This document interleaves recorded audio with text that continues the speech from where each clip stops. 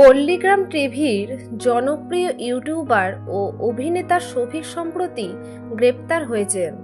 তাকে রেজিনগর থানার পুলিশ আটক করে এবং বর্তমানে তিনি পুলিশ হেফাজতে রয়েছেন।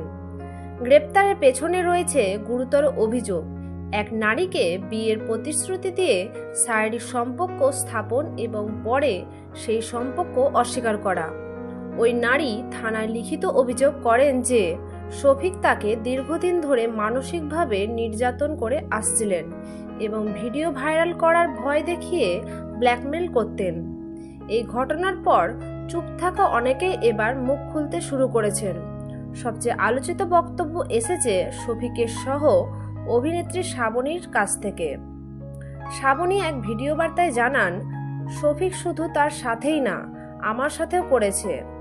আমি অনেক দিন চুপ ছিলাম, এখন সাহস করে সব বলছি। শফিক তার ক্ষমতা ও জনপ্রিয়তার সুযোগ নিয়ে আমাকে মানসিক চাপে রেখেছিল।